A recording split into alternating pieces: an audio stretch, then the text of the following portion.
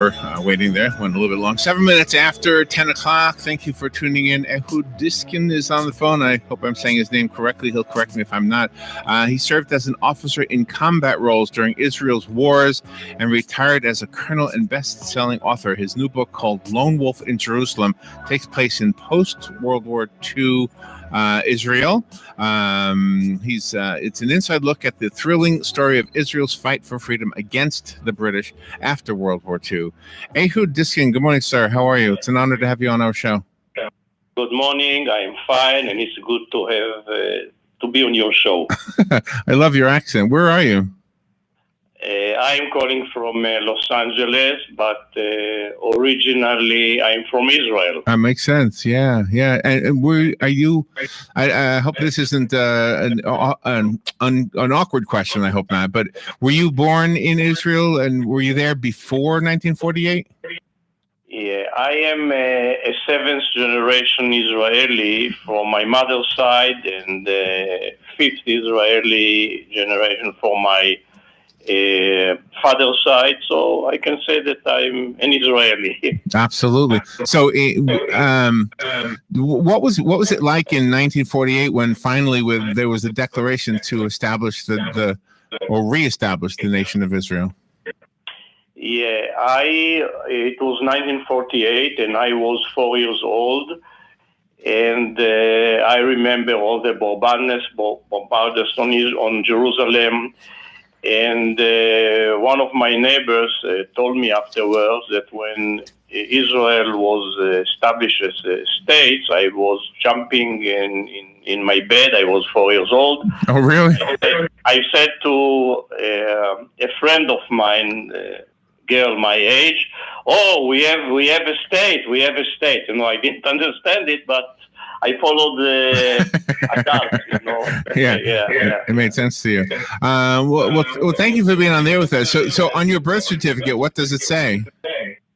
Believe it or not, it's a British birth certificate, and it says Palestine. I was born in Palestine. Yeah, I think I heard that from others who have been there and been there. So this is a novel, but it's historically correct. Yeah, it's a novel, and I wanted to tell, you see, people, they don't read history.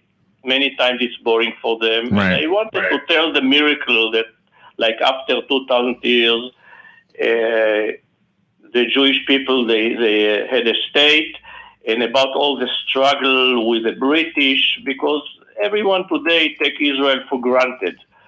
And it's another country, but it's not, and I wanted to tell the story in an interesting way, in a novel, and I wrote a novel. Right. So are any of the characters based on real people? The characters are based on my imagination, but they look real. And the book was published in Israel by the largest publisher, and after 2 weeks it became a bestseller. And people, when they finish reading the book, it's also full with suspense, and you have romanticism there, you have a love story. But when you finish the book, you know what was the history in this place, and you are amazed to know. I have a lot of letters and so on, and people. The book, by the way, was translated also to Russian, not only to English. Is that right?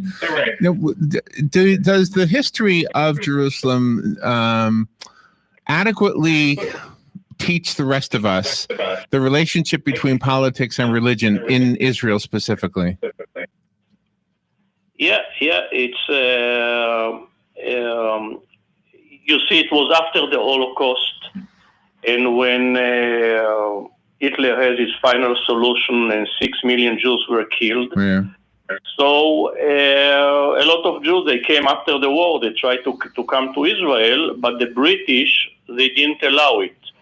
They just allowed like 10,000 Jews to come to Israel, and there were hundreds of thousands. So they tried to smuggle themselves to Israel, to to arrive, and it was a battle with the British at this time, and later the British, they left Israel. Yeah. They did the same thing to us, by the way. Yeah, exactly. So you were a colonel. Yeah, I was. I fought in Israel in 3 wars. Everyone has to go to the army, and but I was very patriotic. All my wars were against Egypt, and in the 1973 war, I was operation officer, and I was at the 1st Brigade to cross the Suez Canal. It was a tough war. Oh my gosh! Now going through it, you are a real, not just a historian, but I mean you lived it. In order to tell that story and use fictional characters to tell that story, was that difficult? Was it difficult to separate the truth and keep it in the book at the same time?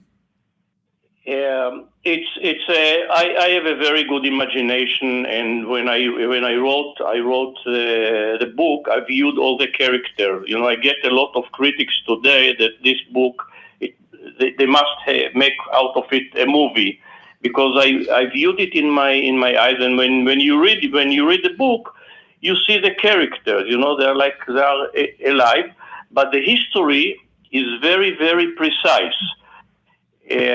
I made a lot of researches, and I tried not to put too much history, that it will not be boring. Right. So when someone finishes the book, he knows exactly the history, and he knows exactly what happened. If I may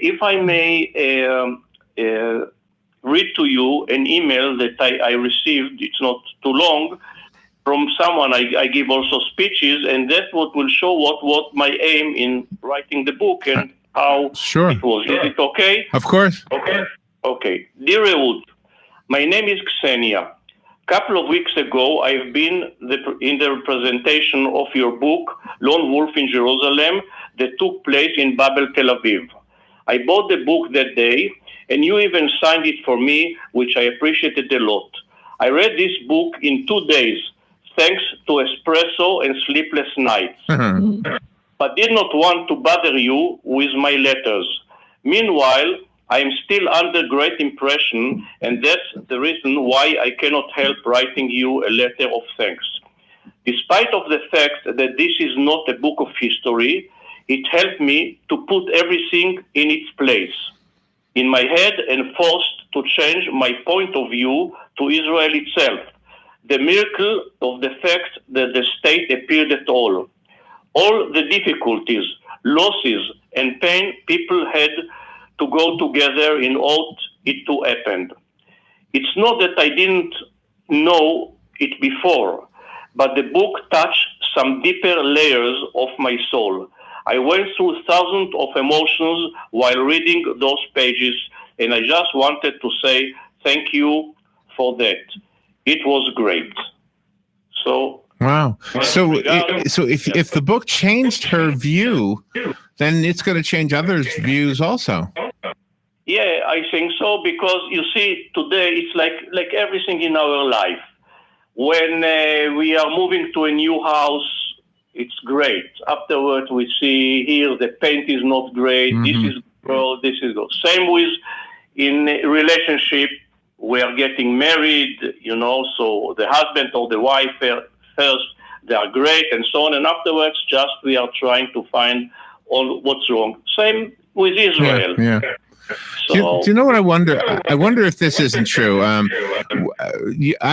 heard sometime not too long ago that the reason we have road rage is because we don't view cars as people, and we view them as just obstacles. And sometimes I think that's true with countries too. We don't look at a country as the home of people. We look at it as a thing and not as a human being. And I think the more we recognize that Jerusalem is a group of human beings, Israel is a group of human beings. That's what I meant. Or that Russia is a group of human beings, or that any place is. The sooner we realize that, the better we're going to be starting to treat each other. Yeah, I agree with you absolutely, because there are most of the people, they are good people. But also, I'm sorry that I am blaming the media. They bring stories what is wrong and what is bad, right? Because otherwise people will not have an interest. Oh, I agree with you. So people are getting the impression that things are wrong, and it's not wrong. It's believe me, it's good. Hey, not only is it not good, but when you started to say that, you apologized because you assumed, because we're in the media, that we're going to somehow attach that to us. But Robert and I have done radio for a very long time, and our main thing is to try to just give the truth and stop all this acting like you're angry when you're not really angry, that kind of thing. Yeah, absolutely. And when you read the story, you see what people, they just wanted. They ran away from the Nazis in Germany. They wanted just to have a land and in peace, not in war. And everyone attacked them and tried not to give them. You see, like, for example, I'll give you an example. You said about the history. I wanted to show in the book. It was real history. Then when the Nazis, they took over and they took all the Jews to concentration camp and killed them. So other people that were living in certain cities and countries, they took over the homes of these Jews.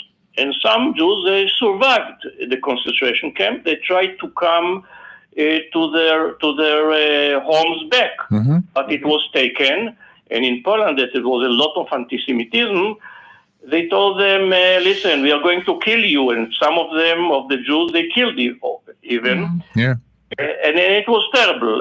So I in my story, I have the story of the hero of the book, which he was a partisan and survived the ghetto Minsk. It was a tough ghetto, and then later he went to Israel, etc., etc.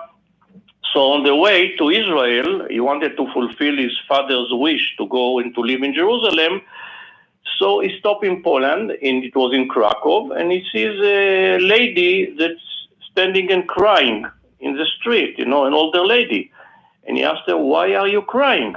So she said, "I just was released for this concentration camp here, not far. I came to I had a beautiful apartment with my husband. All my family was killed. And then this young couple told me, I said, can I sleep for a few nights? It was my apartment, but I said, I don't want it. I have nowhere to sleep. So they said, if you're not disappearing, we are going to kill you now. And I ran away. Oh my God. Of course, he helped her and he gave her back the apartment and so on.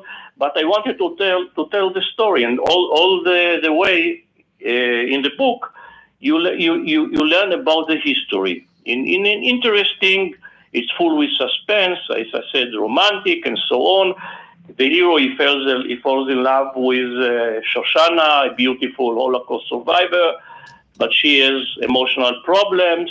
So it's the history, but in an interesting way. It's a good thing to do, yeah, because you're right. Just plain history, sometimes people don't. They don't.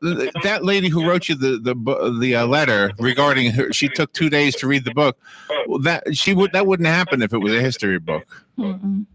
Yeah, exactly. And this was my aim. And I know that I have friends that they are blaming me that they wrote the book. Say, because of you, I didn't sleep all night. I couldn't put it down. You're getting really good reviews, by the way, on Amazon. I just looked at them here. Do people are the people now in Israel still required to serve? Yeah. They are serving 3 years. The men, the women, I think 2.5 years. And it's not something that it's pleasant, but they have to do it. I remember I came from Jerusalem. First time I came to the base to serve, I was 17.5 at this age because I was younger a little bit. And suddenly I'm here in the desert, and the Sergeant Major said, you have like 10 seconds to go down from the bus, and then, you didn't do it fast enough, so you have another 10 seconds to go back, and so on. So it's not pleasant. But I don't think I think you had to write this book. I don't think anybody else could have written this. The experiences you had, combined with your imagination, make this what it is. Yeah, it was.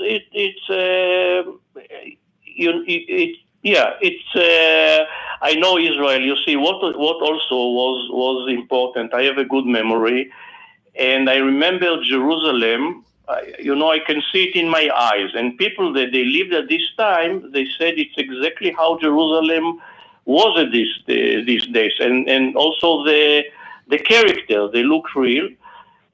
So hopefully, people will read it. By the way, I wrote it in order to teach here, and in Israel, I donated all. Thank God, financially, I'm doing okay. I'm a businessman.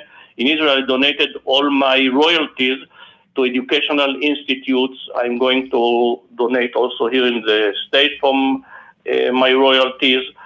And because it's important that people will know the history here. And by the way, the book is sold on Amazon, Barnes and Noble, and also Independence Store.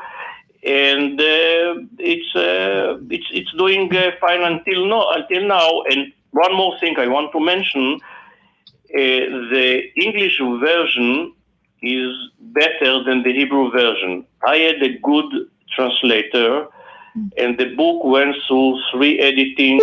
And the last editor that she edited my book, she was really great, Tess from Texas.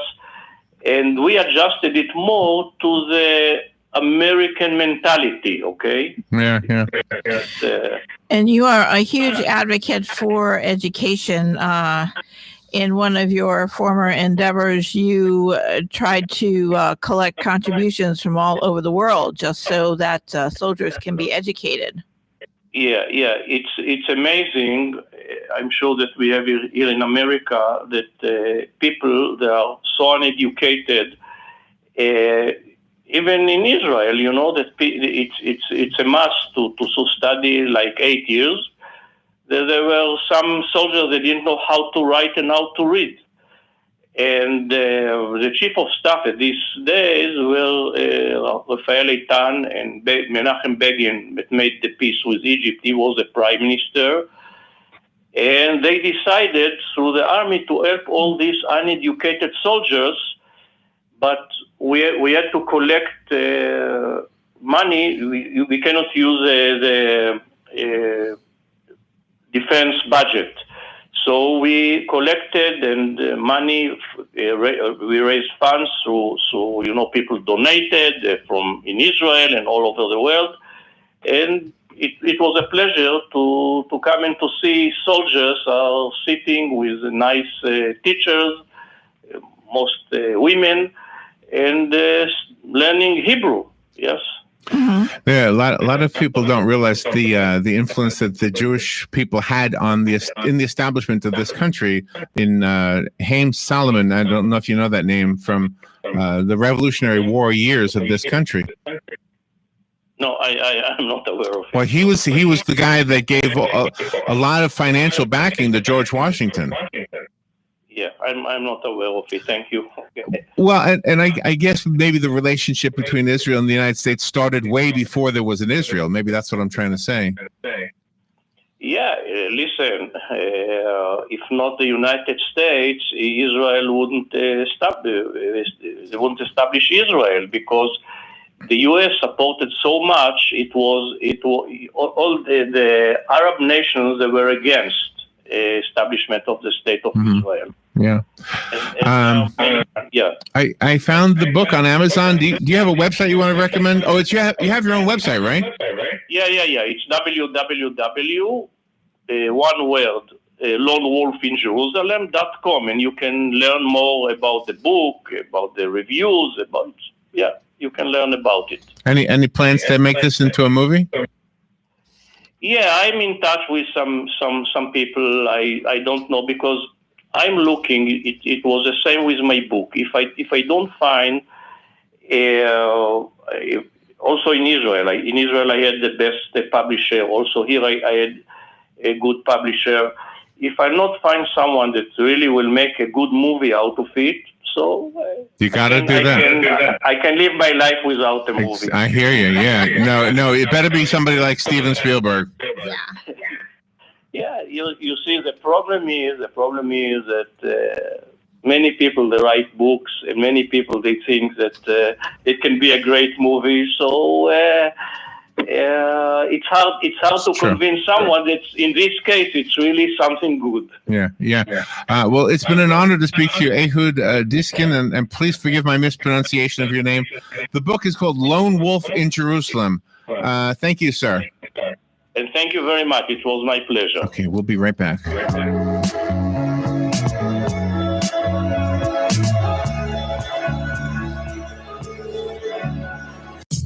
You are looking to work somewhere that treats employees like family, has a team atmosphere, and rewards your hard work.